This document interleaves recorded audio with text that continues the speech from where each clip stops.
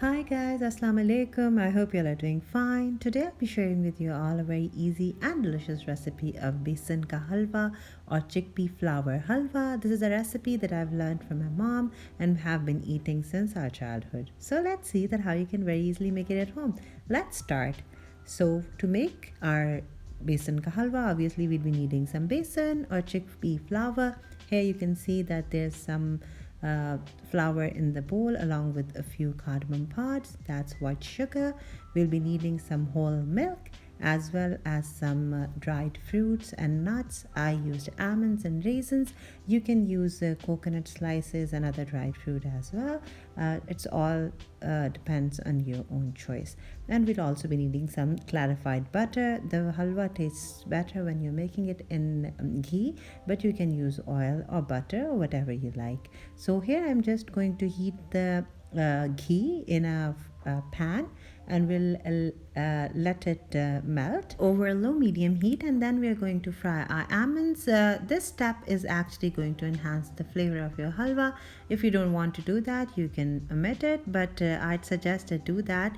And if you don't want to, you can just cut the almonds in thin slices and then garnish your halwa with it, but I like to do it. And then once our almonds are done frying, we are just going to take them out from the oil. You can tell by the aroma and as well as the color of the almonds are going to turn a little more brown, but make sure that you don't burn them, otherwise they're going to turn bitter.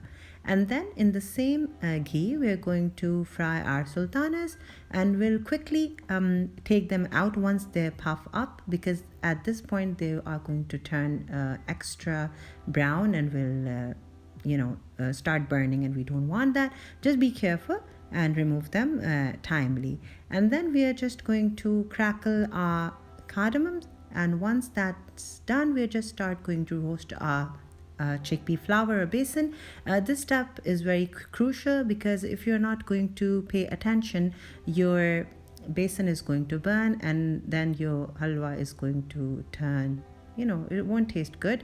And you have to be really careful while roasting or frying your chickpea.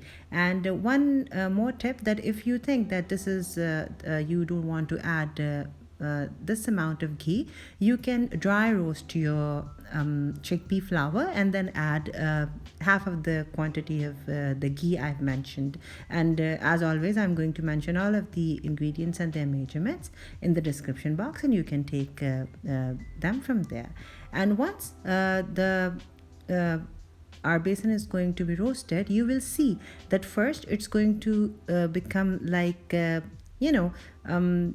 as if this is puffing up, and you can see it before your eyes that it will start changing its color. And I'm not going to edit that out, because I want to show you guys that how it's going to look like. You can see that it has become quite frothy, and after some time you will see that the basin is going to settle down and will start changing its color. So be careful.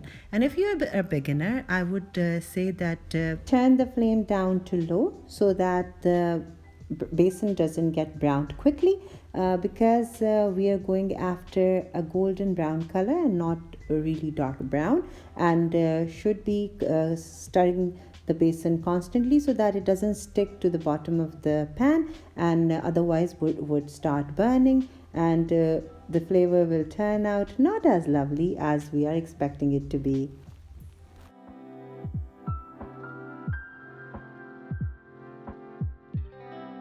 And once we reach our desired color, we're just going to add the sugar. We'll stir, and after a few seconds we are going to add the milk, because we don't want the sugar to get crystallized, otherwise it's going to get hard to manage the halwa. We're just going to mix it, and then there goes the milk, and then again we're just going to mix it gently, not too vigorously of course, because we don't want the milk to spill out from the pan. So just gently we're going to mix everything together. Don't worry about these lumps, they're just going to dissolve while we are mixing our halwa. And once everything is mixed, we're just going to turn the heat down to simmer, and then we'll cover the halwa with the lid on, and we'll then, let it cook. Once everything is well combined, the halwa is just going to leave the edges of the pan, and if you have added more oil or ghee, the halwa is going to release it, and if not, it's just going to look like this. We're just going to add half of our nuts and dried fruit at this point. I'm just going to crush the fried almonds in a pestle and mortar. Just, like going to keep them chunky because that's how I like it. If you want, you can slice them. And just going to add half of them at this point, and then we'll reserve the other half for the garnishing. And now it's time to take our halwa out.